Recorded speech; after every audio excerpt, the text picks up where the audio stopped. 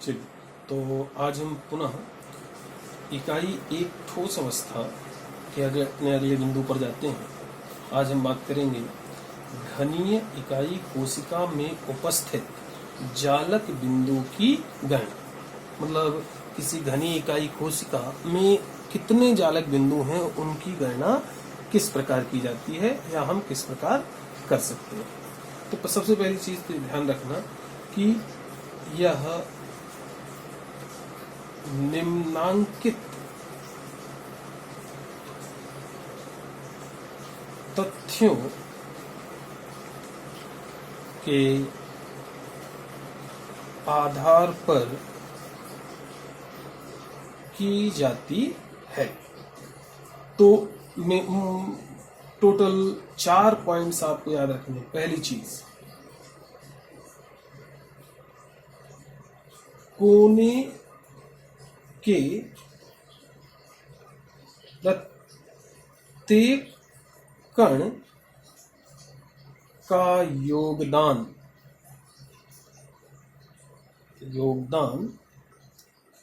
कितना होता है? 1/8। तो मूलतः इसका कारण यह है कि कोई भी घनी जो क्रिस्टल है उसके जितने भी कोने होते वहां से 8 इकाई कोशिकाएं आपस में जुड़ी होती है। इसलिए कोने पर जो भी रचक कण है उसका योगदान एक इकाई कोशिका में 1/8 आएगा। दूसरी चीज, फलक के केंद्र पर उपस्थित कण का योगदान ये होगा 1/2। किसी भी फलक के केंद्र पर जो रचक कण होंगे उनका योगदान इकाई कोशिका में 1/2 होगा। उसका कारण भी वही है क्योंकि फलकों से 2 इकाई कोशिकाएं आपस में जुड़ी रहती हैं। जैसे आपके घर में 2 कमरे हैं और दोनों कमरों की दीवार एक है, तो उस दीवार का आधा जो योगदान होगा वो एक कमरे को बनाने में होगा और आधा योगदान दूसरे कमरे को बनाने में होगा। इसी तरह से फलक के केंद्र पर जो भी रचक कण होते हैं उनका योगदान एक इकाई कोशिका में 1/2 मतलब आधा होता है। तीसरी चीज है, काय केंद्र पर उपस्थित कण का योगदान ये होता है 1।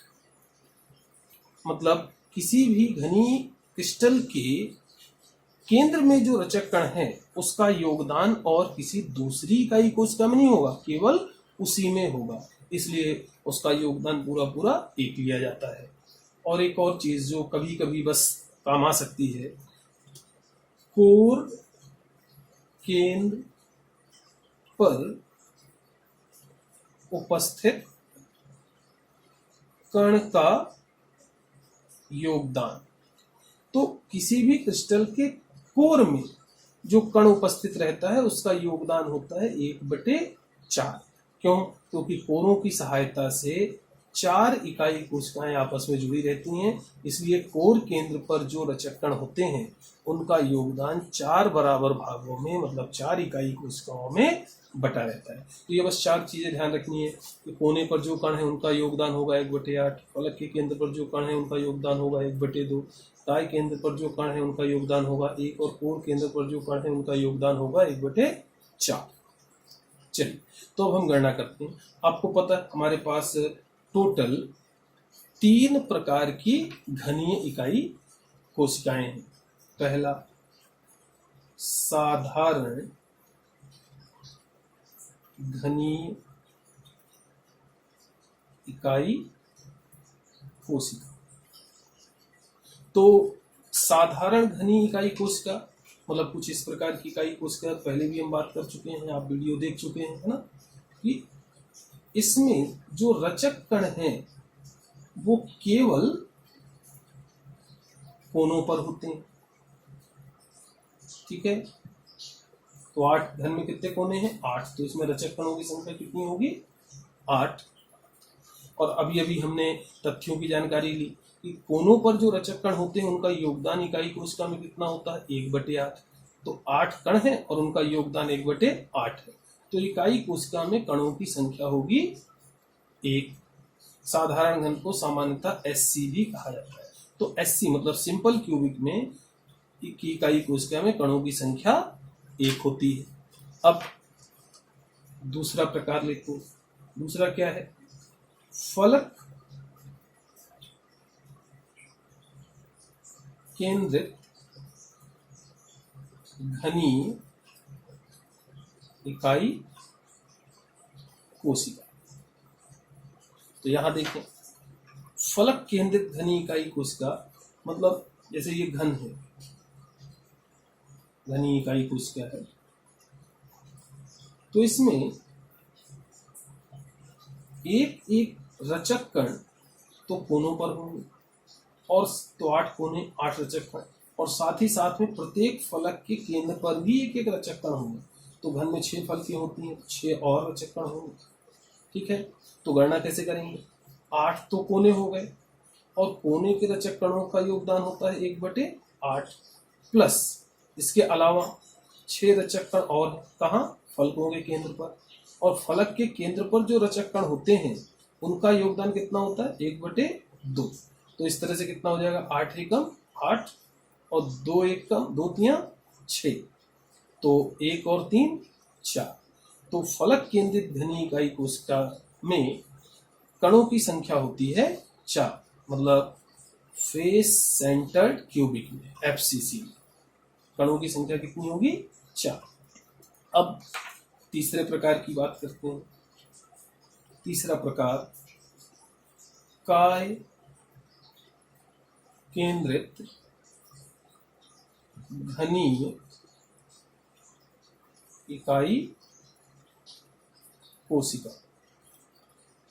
काय केंद्रित घनीय इकाई कोशिका, तो यह भी आप जानते हैं, काय केंद्रित घनीय इकाई कोशिका मतलब जो घन है उसके कोनों पर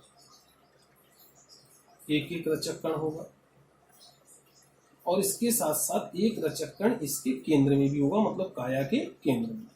तो घन में 8 कोने हैं, 8 रचक कण, उनका योगदान 1/8, प्लस इसके एक्सेस में इसमें एक कण और है, कहाँ, केंद्र में इसके, और केंद्र में जो कण होता है उसका योगदान कितना होता है, 1, तो गुणित 1। तो टोटल कितना हो गया, 8 एकम 8 और 1 गुणित 1, तो यहाँ पर आया 2। इसको संक्षेप में कह सकते हैं आप BCC।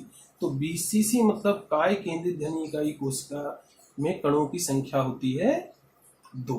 तो ध्यान रखना है, साधारण घन में 1, फलक केंद्रित घन में 4 और काय केंद्रित घन में 2। ठीक है, अब ये जो तथ्य हैं, गणनाएं हैं, इसके आधार पर कुछ सामान्य से प्रश्न भी बनाए जा सकते हैं। जैसे हम एक प्रश्न की बात करते हैं, एक छोटा सा प्रश्न लिखते हैं।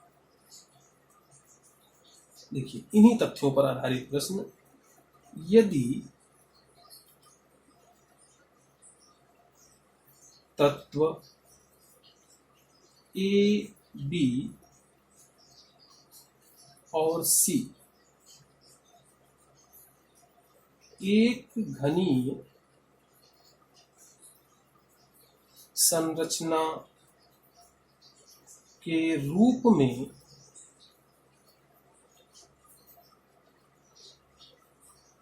क्रिस्टलीकृत होते हैं, जिसमें A के परमाणु कोनों पर, B के परमाणु इकाई कोशिका के केंद्र पर, एवं C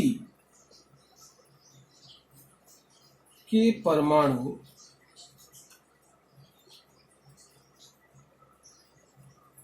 फलकों के केंद्रों पर उपस्थित हो तो यौगिक का सूत्र ज्ञात कीजिए। इस तरह से सामान्य से प्रश्न भी जो है इन गणनाओं पर आधारित पूछे जा सकते हैं, मतलब इन तथ्यों पर आधारित पूछे जा सकते हैं। तो आप देखिए हम बहुत आसान है, बहुत आसानी से हम इनको हल कर सकते हैं।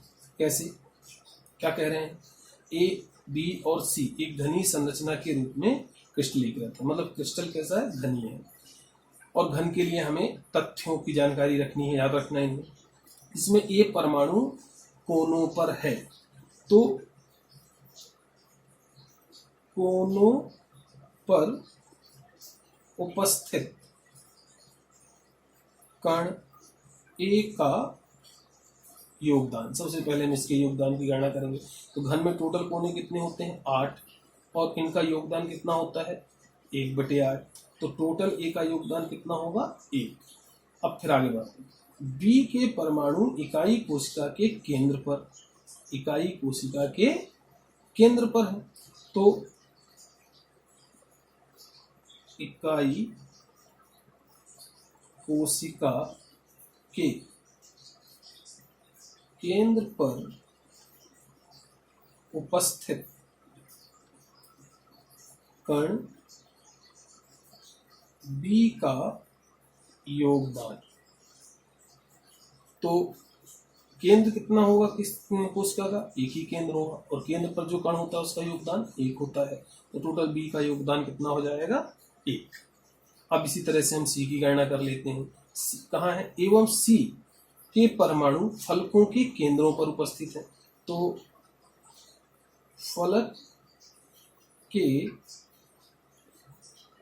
केंद्रों पर उपस्थित